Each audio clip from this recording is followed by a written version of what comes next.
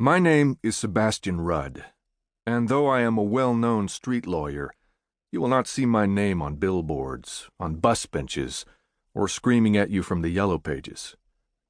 I don't pay to be seen on television, though I am often there. My name is not listed in any phone book. I do not maintain a traditional office.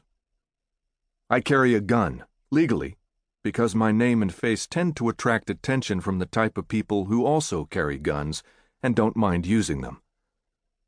I live alone, usually sleep alone, and do not possess the patience and understanding necessary to maintain friendships. The law is my life, always consuming and occasionally fulfilling. I wouldn't call it a jealous mistress, as some forgotten person once so famously did. It's more like an overbearing wife who controls the checkbook. There's no way out. These nights I find myself sleeping in cheap motel rooms that change each week. I'm not trying to save money. Rather, I'm just trying to stay alive. There are plenty of people who'd like to kill me right now, and a few of them have been quite vocal. They don't tell you in law school that one day you may find yourself defending a person charged with a crime so heinous that otherwise peaceful citizens feel driven to take up arms and threaten to kill the accused, his lawyer, and even the judge. But I've been threatened before. It's part of being a rogue lawyer, a subspecialty of the profession that I more or less fell into 10 years ago. When I finished law school, jobs were scarce. I reluctantly took a part-time position in the city's public defender's office. From there, I landed in a small, unprofitable firm that handled only criminal defense. After a few years, that firm blew up, and I was on my own, out on the street with plenty of others, scrambling to make a buck. One case put me on the map. I can't say it made me famous because, seriously, how can you say a lawyer is famous in a city of 1 million people? Plenty of local hacks think they're famous. They smile from billboards as they beg for your bankruptcy and swagger in television ads as they seem deeply concerned about your personal injuries. But they're forced to pay for their own publicity. Not me. The cheap motels change each week. I'm in the middle of a trial in a dismal backwater redneck town called Milo, 2 hours from where I live in the city. I am defending a brain-damaged 18-year-old dropout who's charged with killing 2 little girls in one of the most evil crimes I've ever seen, and I've seen plenty. My clients are almost always guilty, so I don't waste a lot of time wringing my hands about whether they get what they deserve. In this case, though, Gardy is not guilty. Not that it matters. It does not.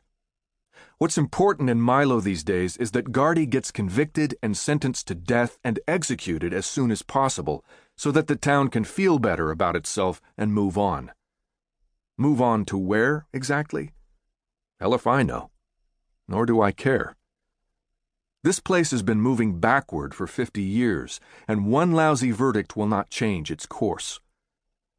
I've read and heard it said that Milo needs closure, whatever that means. You'd have to be an idiot to believe this town will somehow grow and prosper and become more tolerant as soon as Gardy gets the needle. My job is layered and complicated, and at the same time, it's quite simple.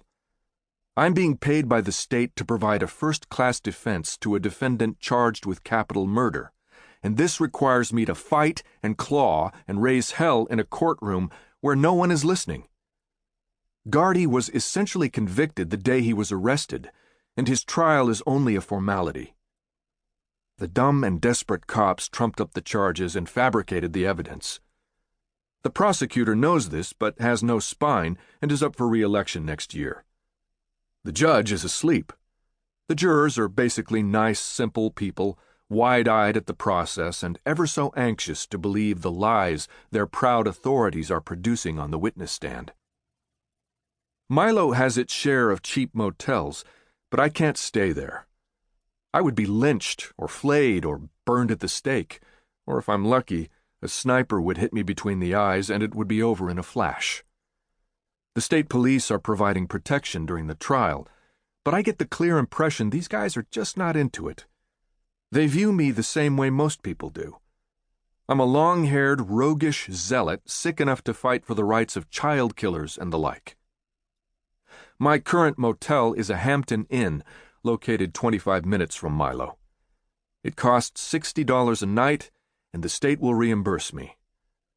Next door is Partner, a hulking, heavily armed guy who wears black suits and takes me everywhere. Partner is my driver, bodyguard, confidant, paralegal, caddy, and only friend. I earned his loyalty when a jury found him not guilty of killing an undercover narcotics officer. We walked out of the courtroom arm in arm, and have been inseparable ever since. On at least 2 occasions, off-duty cops have tried to kill him. On one occasion, they came after me. We're still standing. Or perhaps I should say, we're still ducking.